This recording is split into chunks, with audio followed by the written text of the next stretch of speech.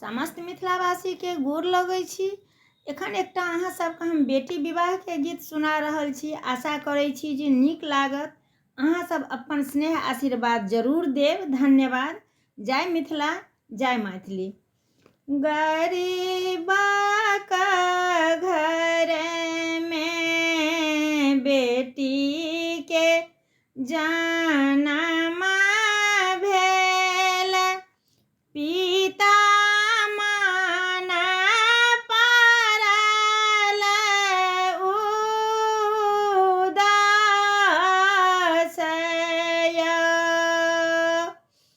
पिता मान पारल उदास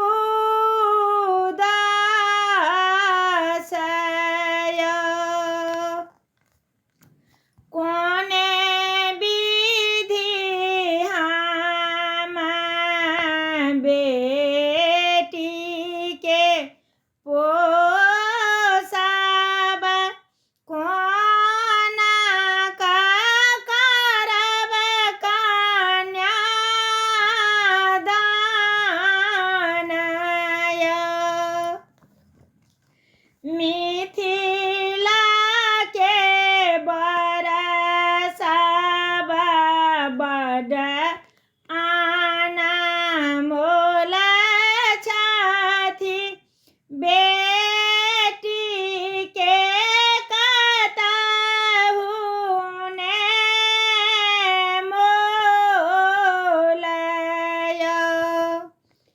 पिता के वचन सुनि आयला पड़ोसी, पिताजी के कहल बुझाइया।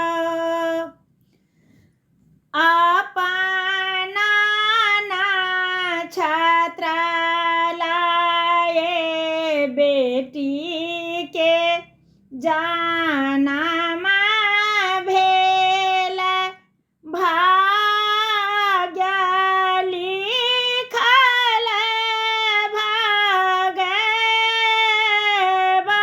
भगवान य।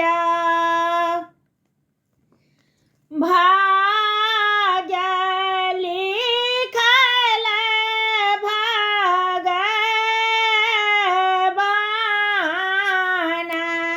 य।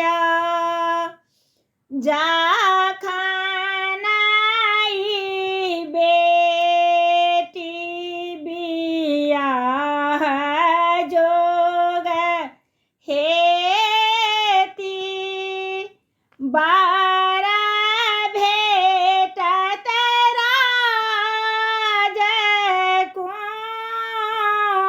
राजकुमार य।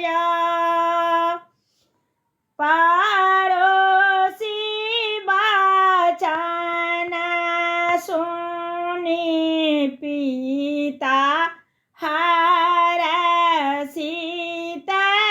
भेला, धीरे